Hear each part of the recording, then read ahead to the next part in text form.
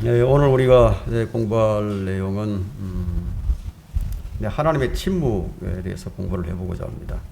하나님의 침묵. 하나님은 왜 침묵을 하시느냐. 참 이해하기 어렵죠. 하박국 선지자는 이 문제를 참 이해할 수가 없었어요. 우리는 때로는 이 기도를 해도 기도가 응답이 잘 안 될 때가 있습니다. 참 내게는 엄중한 일이고 지금 당장 필요하고 지금 당장 해결되어야만 하는 아주 시급한 일임에도 불구하고 하나님은 침묵하고 계신다. 하박국 선지자가 이 점을 이해할 수가 없었어요. 악인이 번성하고 의인이 고통을 받는 이 기이한 현상, 이방은 흥하고 하나님의 백성은 쇠하는 현상, 아마 누구라도 참 이해하기가 어려울 것입니다. 자, 여러분 하박국 1장을 한번 펼쳐보십시오. 하박국 1장 1절로부터 4절까지 제가 읽겠습니다. 선지자 하박국이 본 엄중한 말씀이라. 오 주여, 내가 얼마나 오래 부르짖어야 하며 주께서는 듣지 아니하시리이까. 내가 폭력으로 인하여 주께 부르짖으나 주께서는 구원하지 아니하시나이다. 어찌하여 주께서 내게 죄악을 보여주시며 고통을 보게 하시나이까. 약탈과 폭력이 내 앞에 있고 싸움과 논쟁이 일어나고 있나이다. 그러므로 법이 느슨해지고 심판이 전혀 이행되지 못하나니 이는 악인이 의인을 에워싸고 있으므로 공의가 잘못 진행됨이니이다. 지금 하박국 선지자가 본 이 사회적 현상, 자, 이 현상이 지금 이 시대의 이 사회적 현상과 결코 다르지 않다는 것을 여러분들이 이 글을 읽으면서 이미 판단을 했을 것입니다. 그러면 왜 하나님께서 침묵하고 계시느냐는 거예요. 하나님의 침묵은 하나님께서 자신을 나타내는 방법 중에 한 가지예요. 하나님께서는 때로는 침묵하셔서 자신을 나타내시기도 하십니다. 이 사람들의 머리로는 이해가 잘 안 되니까, 그래서 사람들은 하나님의 침묵에 대해서 이의를 제기하곤 하죠. 왜 하나님이 계시다면 침묵하시는가 하는 거예요.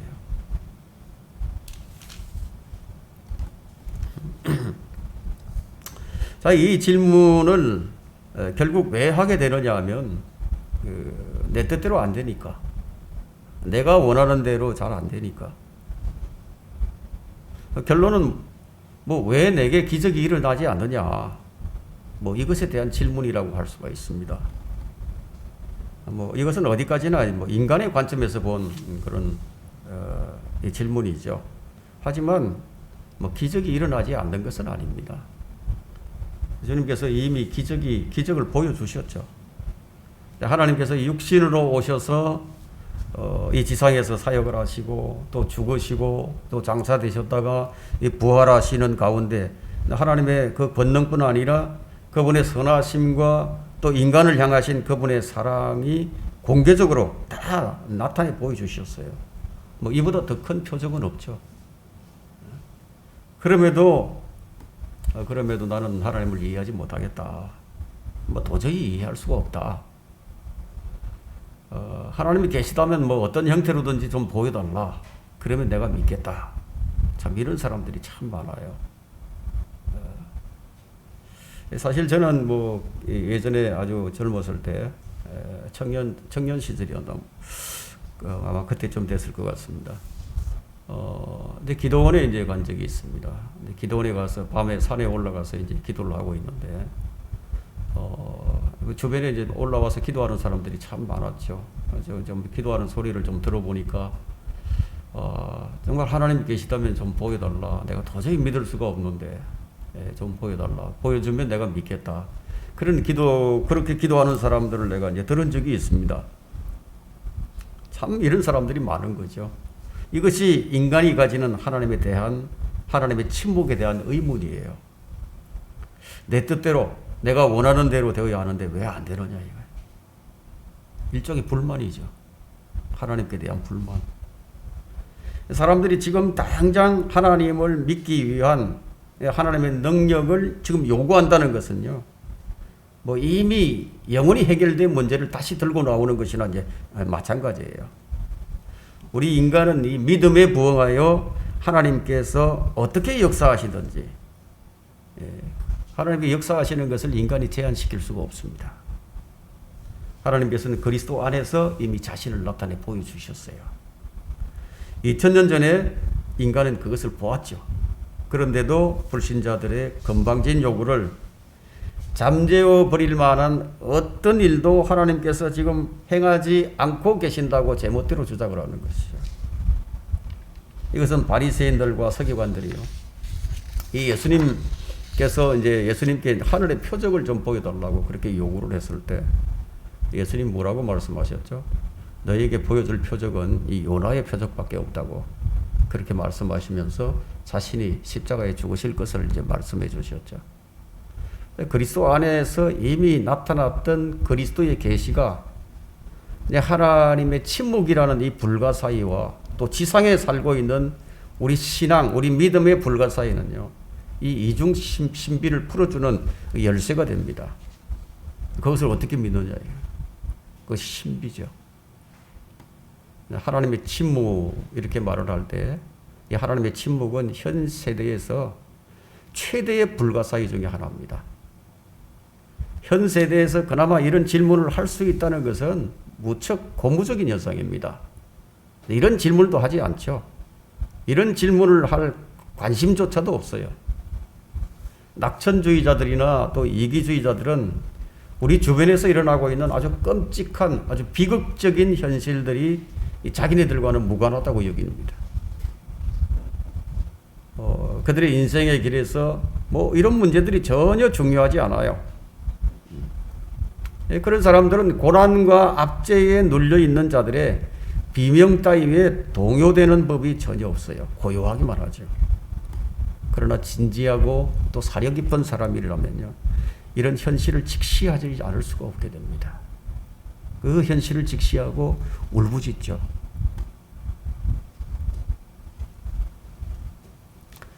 소외된 사람들의 고통의 소리에 귀를 기울이는 거예요. 정직한 사람들은. 도저히 이해할 수 없는 사태에 붕괴하기도 하고, 또 이런 사람들은 보통 말하기를 정의로운 사람이라고 말을 합니다. 왜냐하면 불의를 보고 의분을 품기 때문에 그 의분을 품는다. 의분, 의로운 분들을 품는다는 거죠. 이런 사람들이 꽤 많이 있어요. 하나님이 계시다면 왜 침묵하시는 거예요? 하나님을 이해하지 못하게 되면 누구나 이런 마음의 부르짖음이 있기 마련이에요. 한쪽에서는 흥청망청 떠들고 노래하며 뭐 깔깔거리지만 다른 한쪽에서는 비참한 노예의 신음소리가 들려옵니다. 시계 바늘이 이제 한 바퀴 이렇게 돌아가는 같은 시간이에요. 한편에서는 얼마나 많은 고통과 지금 고난 속에서 학대를 받고 있는가 하는 거예요. 그거 누가 다 헤아릴 수가 있겠어요. 이 거대한 세계 속에 이 비극적인 상황들을 과연 어떤 마음으로 이해하고 납득할 것인가. 인간은 이런 비극을 줄이려고 애를 쓰죠. 그래서 약간의 성과를 이제 거두고 있습니다. 그러나 하나님께서는 어떠신가요? 하나님은 우주 만물의 창조주죠. 우주 만물을 운행하시는 그분은 어쩌면 그렇게도 냉담하시고 어쩌면 그렇게도 불인정할 수 있는 것인가? 자, 이런 질문을 할 수가 있습니다. 자, 첫째, 하나님의 침묵에 대한 사람들의 질문을 좀 알아보겠습니다. 네, 하나님의 침묵에 대한 사람들의 질문은 왜 의로운 사람들이 고통을 당하는 거예요? 왜 하나님께서는 이런 일들이 일어나도록 허락하시는 거예요? 왜 이런 일들이 일어나는데도 그냥 내버려 두시는가 하는 거예요? 전쟁과 질병과 자연재해, 이런 재난들을 왜 하나님께서는 막지 아니하시는가? 왜 그냥 내버려 두시죠? 왜 이런 것들을 보고 그냥 침묵하고 계실까요? 자, 이런 것들은 지상에 내려진 심판이고요. 지옥은 사후에 내려진 심판입니다. 어떤 사람들은 태어날 때부터 장애인으로 태어나서 그렇게 고통을 당하고 있는데도 왜 하나님은 이런 일들을 허용하시는가 하는 거예요. 왜 내게 원치 않는 질병이 생겨가지고 이런 질병 때문에 내가 고통을 당해야 하는가? 이런 질문들은 얼마든지 할 수 있는 질문이에요. 이것은 구원받지 않고 성경을 믿지 않는 사람들이 풀 수가 없는 아주 고전적이고 오래된 문제입니다. 죄를 해결하지 않고는요, 절대 풀 수 없는 문제죠. 자, 사람들은 대부분 이기적인 감정을 갖고 있어서 아주 세계적으로 일어나는 이 참상들, 교회의 이 고난들 따위에는 그런 따위보다는 개인적인 비탄을 더 큰 문제로 여겨요. 왜냐하면 다른 사람의 일이니까, 내 일이 아니니까. 그래서 개인적인 이런 비탄을 더 큰 문제로 여깁니다. 누군가가 이 땅에서 딱 한 사람만 구원받아야 한다면 그가 누가 되어야 하는가? 바로 내가 되어야 한다고 여기죠.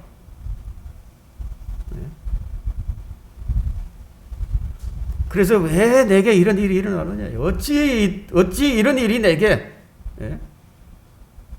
자신이 세상에서 가장 똑똑하고 잘난 사람도 아닌데도 이렇게 생각하는 거죠. 죽어가고 있는 성도의 고통을 들어달라고 하나님께 기도하죠. 그리고 하나님은 의지해 보았지만 모두가 헛수고가 되고 계속 하나님은 침묵하신다. 하나님은 인정이 없으신 것인가요?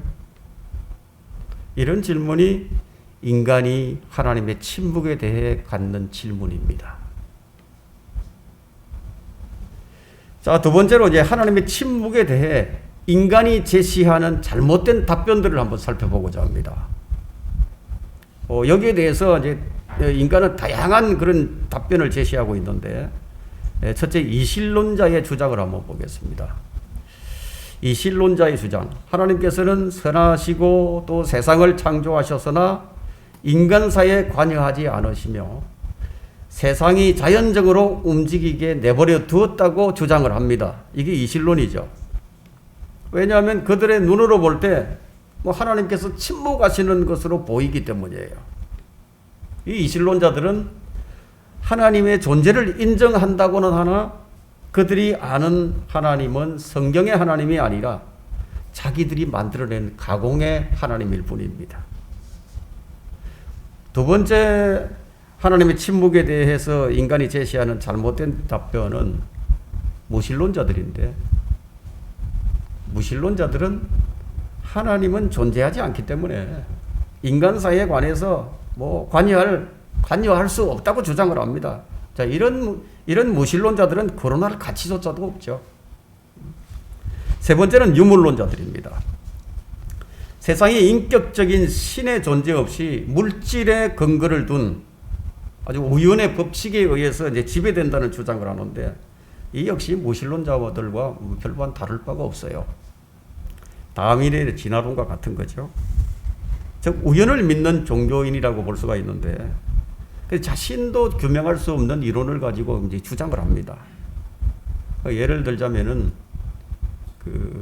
인쇄기에다가 종이를 넣었더니만 책이 만들어져 나와버렸다. 저절로. 그렇게 말하는 것이나 다를 바가 없습니다. 네 번째, 하나님께서 침묵하시니까 하나님은 무관하시다. 이렇게 인간이 이제 잘못된 답변을 내놓습니다. 예수님께서 마태복음 27장 46절에 십자가에서 말씀하셨죠. 마지막으로 말씀하신 절규하는 목소리가 있죠. 나의 하나님, 나의 하나님, 어찌하여 나를 버리셨나이까. 자, 주님께서 절규하시는 그런 모습인데, 이것은 이제 하나님이 지금 무관심한 것처럼 보이는 구절입니다. 하지만 이것은 하나님께서 침묵하시는 것이 아니었죠.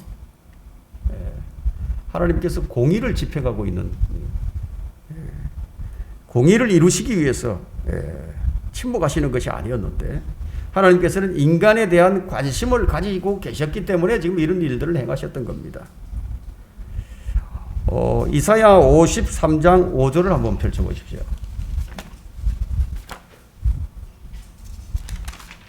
이사야 53장 5절에, 자, 그러나 그는 우리의 허물로 인하여 상처를 입었고 그는 우리의 죄악으로 인하여 상하였도다. 우리의 화평을 위한 징계가 그에게 내려졌고 그가 맞은 채찍으로 우리가 치유되었도다. 그리고 10절을 한번 보세요. 그를 상하게 하는 것이 주를 기쁘시게 하였기에 주께서 그를 고난에 두셨도다. 주께서 그의 혼을 속죄제물로 만드실 때 그가 자신의 씨를 보리니 그가 자신의 날들을 늘릴 것이요 주의 기쁨이 그의 손에서 번창하리로다. 하나님께서 세상을 사랑하셨기 때문에 죄에 대한 진노를 예수 그리스도 위에 그냥 쏟아부으신 거예요. 근데 믿음의 눈으로 보지 않는다면 우리가 절대로 하나님을 이해할 수가 없어요. 하나님의 침묵하신다 이 부분에 대해서도 답이 안 나오는 거죠. 믿음의 눈으로 보지 않는다면. 근데 오직 믿음이 요구되는 이유 중에 하나가 믿음이 아니면 이해 불가하기 때문입니다. 자, 다섯 번째는 하나님께서 침묵하시니까 하나님은 인간을 주목하지 않으신다는 답변을 인간이 내놓습니다. 잠언 15장 3절을 보게 되면 잠언 15장 3절 한번 펼쳐볼까요? 잠언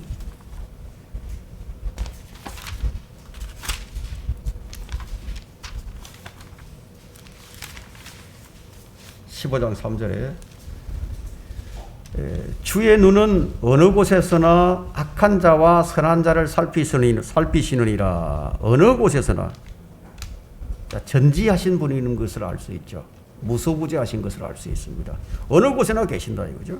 그리고 그분이 전지하시기 때문에 모든 사람들을 다 살피고 모든 것을 다 아신다는 겁니다.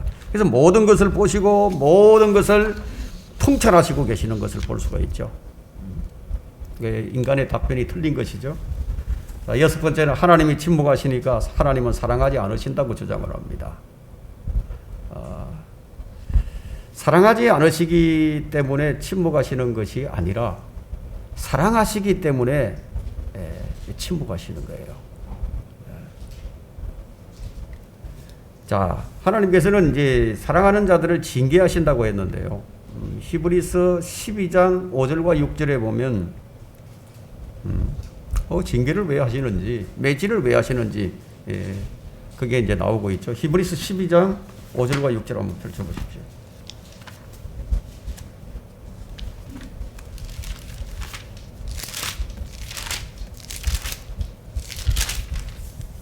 히브리서 12장 5절과 6절. 또 마치 자녀들에게 했던 것과 같이 너희에게 권면하신 말씀을 잊었으니 곧 내 아들아 주의 징계를 경시하지 말고 책망을 받을 때에 낙심하지 말라. 주께서 그의 사랑하시는 자들을 징계하시고 그가 받으시는 아들마다 매질하시느니라고 하신 것이라. 하나님의 사랑을 받는 사람들은 하나님께서 침묵하지 않으신다는 것을 압니다. 근데 하나님의 사랑을 받지 못하는 자들은 그들의 눈에는 하나님께서 침묵하시는 것으로 보이죠. 그러니까 하나님은 사랑이 없는 하나님이라고 이렇게 생각이 들 수밖에 없습니다. 자, 일곱 번째는 하나님은 우리의 삶에 관여하기를 원치 않으신다고 이실론자처럼 그렇게 주장하는 자들이 있죠. 사람이 아무리 이기적이라고 해도 그 행복하던 가정이 순식간에 풍비박산이 된다면 어떤 종교적인 위로도 그 사람에게는 공허하게 들릴 뿐이죠. 그래서 하나님은 왜 이토록 잔인하실까? 그래서 하나님은 관여하지 않는다. 사람의 일에, 인간의 삶에 관여하지 않으신다고 이렇게 생각을 한다 이거예요. 세상사가 이런저런 일이 하루 동안에도 헤아릴 수 없을 정도로 많이 일어나고 있는데 어느 한 개인이나 어느 한 경우만 보고 손을 쓸 수가 없는 노릇이라서 하나님께서는 이 사람의 삶에, 개개인의 삶에 개입하지 않으신다고 여깁니다. 우리가 지금 직면하고 있는 문제는 아닌 말로 지난 20세기 동안이나 이 세계가 하나님의 현존하심과 그분의 능력이 공공연히 드러나는 걸 한 번도 보지 못했다는 사실이에요.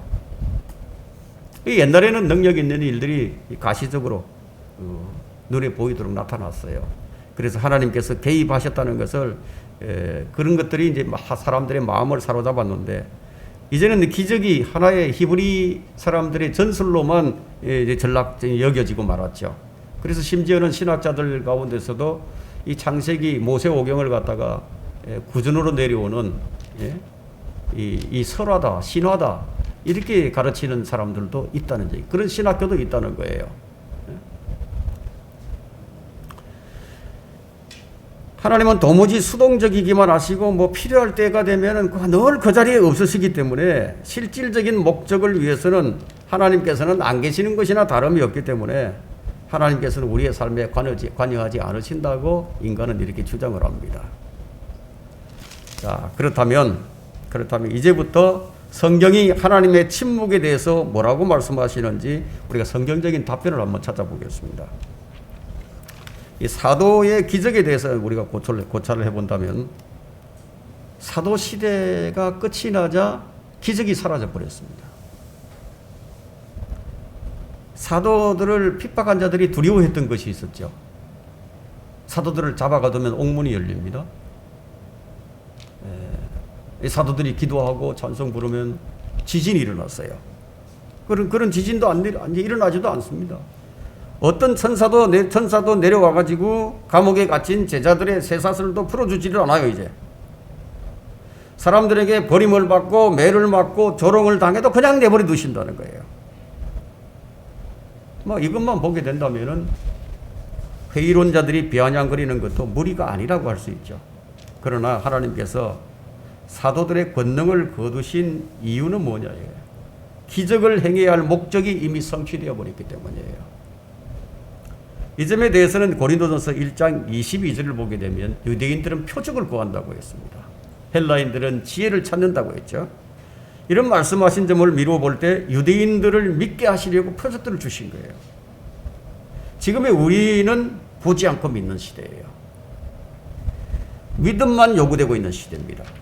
사람들은 자신이 좀 관용이 있고 또 합리적인 사람이며 좀 열려있는 사람이라고 말들을 하지만 근데 그런 사람들에게 막상 성경 구절을 들이밀면은요, 곧 폐쇄적인 사람이 돼버리고 성경적인 답변을 거부해버립니다. 이 성경적인 답변을 거부하는 사람들에게는 하나님께서도 나도 너희를 거부할 것이라고 말합니다. 참 무서운 말씀이죠.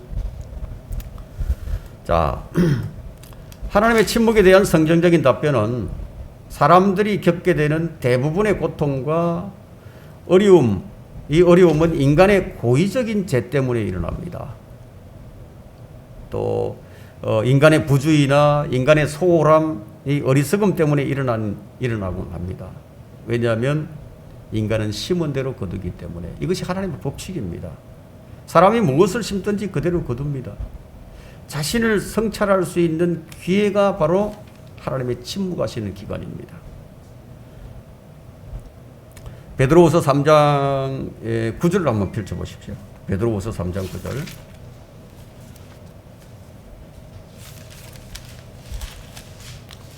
주의 약속은 어떤 사람들이 더디다고 생각하는 것 같이 더딘 것이 아니라 오직 우리에 대하여 오래 참으시어 아무도 멸망하지 않고 다 회개에 이르게 하려 하심이라. 우리에게 주어진 기회라는 거죠.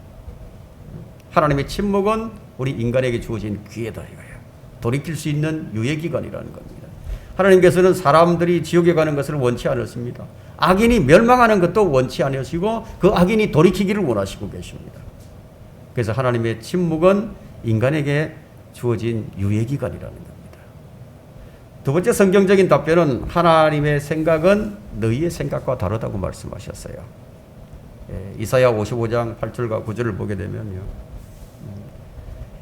내 생각은 너희 생각과 다르고 내 길은 너희 길과 다르다. 하늘들이 땅보다 높은 것 같이 내 생각도 너희 생각보다 높다고 말씀하셨죠. 하늘들이 땅보다 높은 것 같이 내 생각은 너희 생각과 다르고 내 길은 너희 길과 다르다는 거예요. 이것이 성경적인 답변입니다. 세 번째 성경적인 답변은 인간은 자유의지에 따라 행동을 하는데 인간은 자신의 자유에 대한 책임을 져야 합니다. 우리는 자유를 이제 받았죠. 우리는 자유의지도 있고 자유롭게 행합니다. 그러나 그 책임은 져야 된다는 거예요. 여러분들이 하나님이 농부이시다는 것을 이제 이해하신다면은 하나님의 침묵에 대한 의문이 그냥 완전히 사라질 겁니다. 하나님은 농부십니다. 추수 때까지 곡식과 독보리를 그대로 내버려 두셨다가 다 자라도록 내버려 두셨다가 마지막에 추수 때 추수를 하시게 됩니다. 이것이 하나님의 침묵에 대한 답변이에요. 네 번째 성경적인 답변은 하나님께서 침묵하시며 고난을 허락하시는 것은 거룩한 질투의 하나님께서는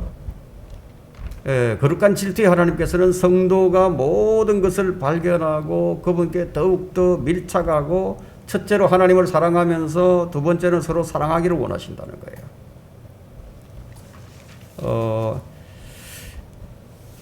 요한복음 3장 16절을 보면 하나님께서 세상을 이처럼 사랑하셔서 그의 독생자를 주셨다고 하셨죠. 그리고 요한일서 4장 10절 한번 펼쳐보십시오. 요한일서 4장 10절. 여기에 사랑이 있으니 우리가 하나님을 사랑한 것이 아니요 그분이 우리를 사랑하시고 그의 아들을 우리의 죄들을 위하여 화목제물로 보내신 것이라. 하나님께서 사랑하시기 때문에 질투를 하십니다. 그분은 자신의 사랑을 누구에게 빼앗기기를 원치 않으십니다. 마태복음 우리가 어떻게 해야 되는지 마태복음 22장 37절과 38절을 한번 펼쳐보십시오.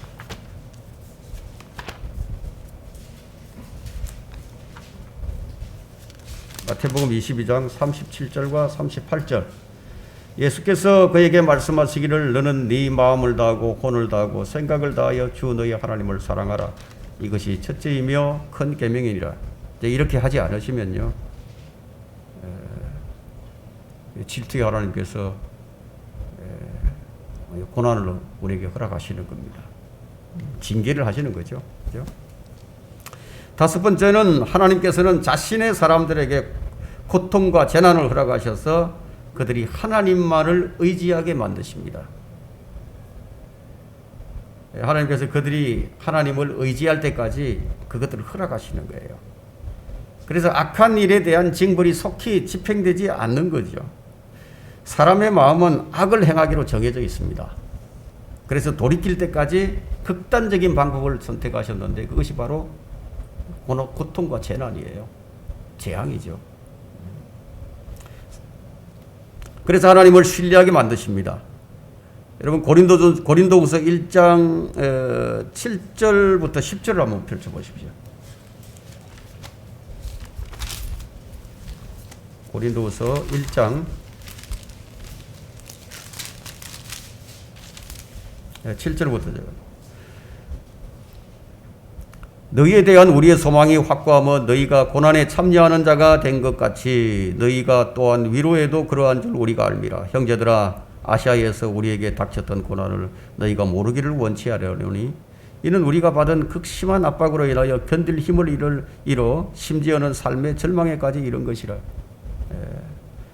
우리는 우리 자신 속에 사형 선고를 받았으니 이는 우리로 우리 자신을 신뢰하지 아니하고 죽은 자들을 살리시는 하나님만을 신뢰하게 하려 함이라.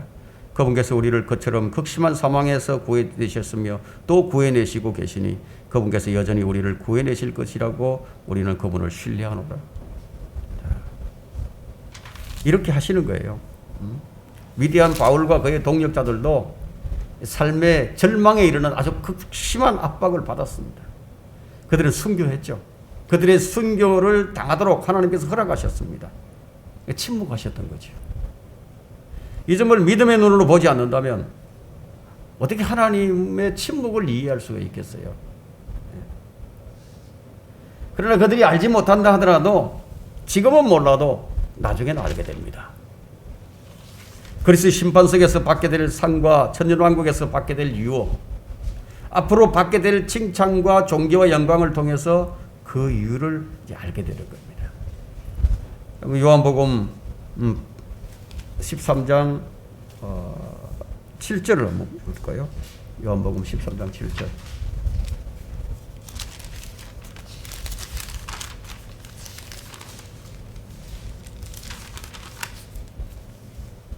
예수께서 대답하여 그에게 말씀하시기를 내가 하고 있는 일을 네가 지금은 몰라도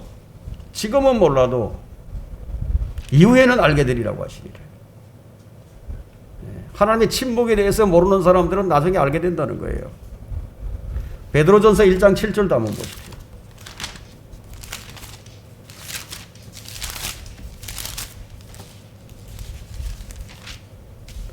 너희의 믿음이 시련이 불러서 단련될지라도 없어져 버리는 것보다 훨씬 더 귀하게 되어 예수 그리스도께서 나타나실 때 칭찬과 존귀와 영광을 받게 하려 함이니라. 지금은 이해할 수도 없어도 그때는 이해할 수 있게 된다는 겁니다. 하나님의 자녀들이 이해할 수 없는 고난을 당하고 삽니다. 그러나 나중에 알게 됩니다. 우리의 믿음의 시련은 불로서 단련됩니다. 그럼에도 침묵하시는 것은 왜일까요? 여러분 고린도후서 4장 17절 한번 펼쳐보십시오.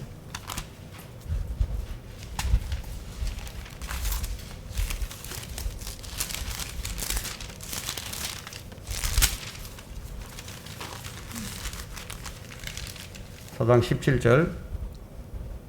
이는 우리가 잠시 받는 가벼운 환난이 우리를 위하여 훨씬 뛰어난 영원한 영광의 비중을 이루어가기 때문이라.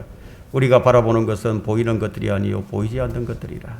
이는 보이는 것들은 잠깐뿐이지만 보이지 않는 것들은 영원한 것이기 때문이라. 자, 이 점을 이해하지 못하게 되면요, 그냥 하나님께서 마냥 침묵하시는 것만 그처럼 보일 수밖에 없습니다. 자, 7번째 하나님의 침묵하시는 그 성경적 답변은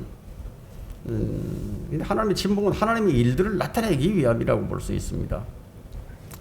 여러분 고린도 요한복음 9장 3절과 11장 4절을 보게 되면 9장에는 날 때부터 소경이었던 사람이 있죠. 그 사람이 왜 날 때부터 소경이 되었습니까? 하나님의 영광을 위해서 날 때부터 소경이 된 거죠. 하나님의 일을 나타내기 위해서. 또 요한복음 11장에서는 나사로의 죽음이 나옵니다. 나사로를 왜 죽도록 내버려 두셨을까요? 예수님께서. 예? 하나님의 영광을 나타내기 위해서 침묵하셨던 겁니다. 이제 마지막으로 하나님의 침묵은 공의로운 심판을 위해서 침묵하고 계십니다. 전도서 12장 13절부터 14절과 또 사도행전 17장 31절에 이제 이 내용에 대한 말씀이 이제 기록되어 있는데, 지금은 잠시 침묵하는 것 같지만 악인이 번영하고 의인이 고난을 당하고 있지만 곧 그날 의의 심판이 지금 기다리고 있다는 겁니다. 이 하박국 선지자의 의문을 하박국 2장 2절로부터 한번 읽어보십시다. 이제 하박국 선지자가 의문을 가졌던 것이 이제 풀려지게 되는데, 하박국 2장 2절로부터 3절에 주께서 내게 대답하여 말씀하셨도다. 너는 이 환상을 기록하여 판들 위에 알기 쉽게 새겨 그가 달려가면서도 읽을 수 있게 하라. 그러나 환상은 정해놓은 때가 있으니 결국은 말할 것이요 거짓말하지 아니하리라. 더딜지라도 기다리라. 그때가 더디지 아니하고 반드시 이를 것임이라. 하나님께서 이런 답변을 주신 거죠. 자, 결론을 내리겠습니다. 이제 하나님은 침묵하고 계신다. 정말 그래요. 하나님께서 침묵하고 계십니다. 그러나 이 침묵은 냉담한 무관심도 아니고요, 어쩔 수 없는 무력함도 아니에요. 이것은 하나의 대안의 침묵입니다. 절대적이고 심오한 평강의 침묵이라고 말할 수 있습니다. 말할 수 없이 범죄한 인간이 하나님께로 나올 수 있는 길이 아직도 열려 있음을 보여주는, 또 증명해 주는 것이 바로 침묵이라고, 하나님의 침묵이라고 할 수 있습니다. 이것을 모르는 인간이 절대자에게 도전을 하며 이제 침묵을 깨고 자신을 좀 드러내달라고 대들고 있지만 그 도전이 무엇을 의미하는지조차도 모르고 있다. 그것은 구원의 기회가 끝나버린다는 의미예요. 주님께서 침묵하시지 않고 드러내실 때, 자신을 드러내실 때 구원의 기회가 끝나버린다는 거예요. 그것은 은혜의 통치를 중단하는 것을 의미합니다.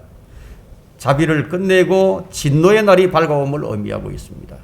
하나님의 침묵은 우리에게는 은혜입니다.